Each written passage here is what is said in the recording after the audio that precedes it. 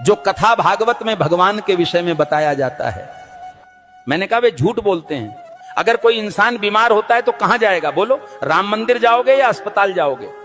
कहते हैं गाय का गोबर खाने से कैंसर ठीक होता है, तो बताओ भक्तों, इलाज के लिए विदेश क्यों जाते हो? समझो जरा। ये सब हम लोगों को भगवान के नाम पर गुमराह कर रखा है। और जब यही लोग कहते हैं धन दौलत त्याग कर भगवान की शरण में आ जाओ, और खुद कहीं पर भागवत कहने जाते हैं, लाखों रुपये लेते हैं। ये मायाजाल ही तो है। भगवान की शरण में जाने का मतलब यह थोड़ी है कि अपने शरीर का ध्यान छोड़ दो। जो शरीर भगवान ने दिया है उसकी सेवा भी तो ईश्वर सेवा है। जब बुखार आता है तब राम की जगह दवा ढूंढते हो।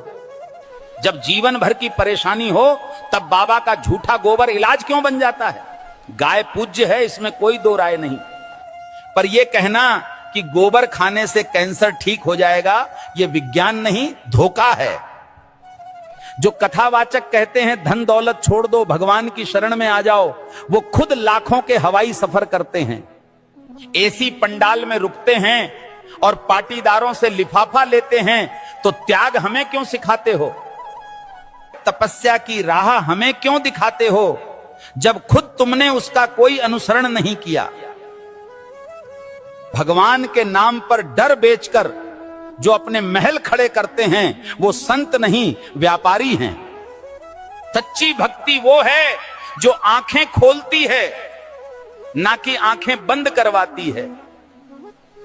और आखिर में बात सीधी सी है, भगवान अंधविश्वास से नहीं, सच सेवा और विज्ञान से मिलते हैं। सीताराम सीताराम। भविष्य मालिका कहती है जब पाप बढ़ेगा तो समय न्याय करेगा और धर्म की असली परीक्षा शुरू होगी। 2032 से सत्य युग का आरंभ होगा, लेकिन उससे पहले पूरी धरती हिलेगी। प्यारे भक्तों, 2 सूरज दिखेंगे आकाश में, पर उनमें से एक सूरज नहीं, विनाश का दूत होगा। बंगाल की खाड़ी में गिरेगा अग्निपिंड और समंदर उठकर धरती को लील जाएगा। 7 रात तक सूरज नहीं उगेगा, चांद नहीं दिखेगा, बस अंधकार होगा और भय, जिसे तुम प्राकृतिक आपदा कहोगे। तीसरा विश्व युद्ध दस्तक दे चुका है। शब्द नहीं, अब शस्त्र बोलेंगे। भारत पर हमला होगा, परंतु धर्म की धरती कभी झुकेगी नहीं, क्योंकि भगवान कल्कि का अवतार होगा।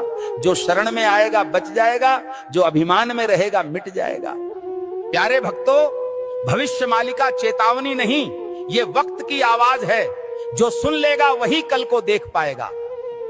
धर्म अब उपदेश से नहीं बचेगा, धर्म बचेगा तो तुम्हारे कर्म और श्रद्धा से।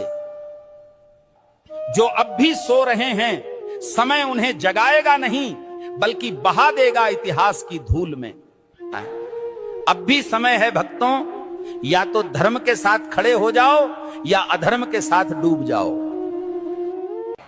कल सऊदी अरब में आयोजित मेरे सत्संग के दौरान एक भक्त ने मुझसे एक दुखद प्रश्न किया। भक्त ने प्रश्न किया, गुरुजी, क्या राखी बांधने से बड़ी बात यह नहीं कि हर औरत को बहन समझा जाए? अरे मूर्खों, राखी के धागे पर इज्जत की एक्टिंग करते हो और बाकी दिन उसी इज्जत को आंखों से नोचते हो। राखी का धागा इज्जत का प्रतीक है, पर नजरें ही इज्जत न दें तो वो धागा क्या करेगा? जो आज बहन कह रहे हैं, कल उसी जैसी स्त्री को घूरते हैं। यही विडंबना है। जिस दिन पुरुष की नजर नारी को सच में बहन समझने लगेगी, उस दिन हर बेटी, बहन, हर स्त्री सुरक्षित अनुभव करेगी। भाई कहे जाने से कोई बड़ा नहीं बनता, उसके विचारों और दृष्टिकोण में सम्मान हो, यही सच्ची मर्दानगी है। राखी की रस्म निभाना सरल है, पर नीयत की सफाई असली परीक्षा है। हे प्रभु, जो स्त्री को देखकर गंदे ख्याल लाता है वो कभी भाई नहीं बन सकता। हर लड़की बहन जैसी लगे, ये सिर्फ कह देने से नहीं होता, जब तक मन से उसे बहन समझा न जाए। राखी कोई ताबीज नहीं है, ये चेतावनी है सोच को पवित्र करने की और नारी को नजर से नहीं सम्मान से देखने की। जिस पुरुष की मर्दानगी किसी नारी की रक्षा न कर सके, वो राखी के धागे का भी हकदार नहीं होता। राम के भक्त हो या डर के गुलाम, शर्म करो। हनुमान जी ने रावण को जला दिया, तुम आंख फड़कने से कांपते हो। अगर आज हनुमान जी को कुछ कहना होता